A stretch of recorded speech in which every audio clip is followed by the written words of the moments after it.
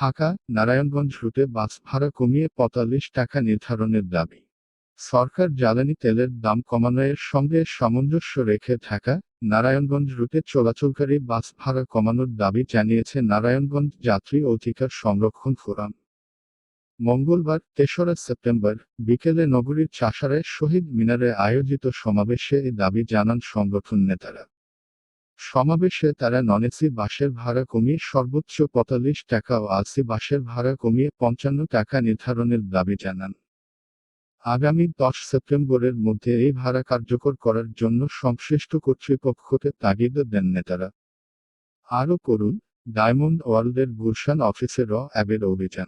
সংগঠনের আহ্বায়ক সাংস্কৃতিক ব্যক্তিত্ব রফিউর রাব্বি বলেন, শেখ হাসিনা ছিলেন পরিবহন মালিক বান্ধব। তিনি মালিকবিরোধী কোনো পদক্ষেপ নিতে পারতেন না। তার আত্মীয় স্বজন পরিবহনের সঙ্গে যুক্ত থেকে বাংলাদেশের মানুষদের জিম্মি করে রেখেছে। বারবার বলার পরও এ থেকে পরিত্রাণ পাওয়া যায়নি। আওয়ামী লীগ সরকার বিআরটিএ মাধ্যমে যে হিসেব উপস্থাপন করেছে তা গণবিরোধী, মালিকদের স্বার্থ রক্ষার।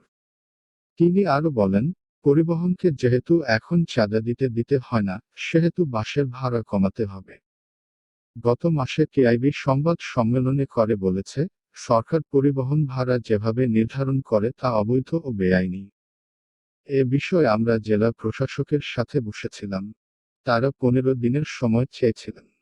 আমাদের দাবি হচ্ছে, আগামী ১০ সেপ্টেম্বরের মধ্যে বাসের ভাড়া কমাতে হবে। ঢাকা নারায়ণগঞ্জ রুটের নন-এসি বাসের ভাড়া সর্বোচ্চ ৪৫ টাকা এবং এসি বাসের ভাড়া সর্বোচ্চ ৫৫ টাকা নির্ধারণ করতে হবে। সব পর্যায়ের শিক্ষার্থীদের জন্য বাস ভাড়া অর্ধেক করার দাবিও জানান নারায়ণগঞ্জ যাত্রী অধিকার সংরক্ষণ ফোরামের আহ্বায়ক রফিউর রাব্বি।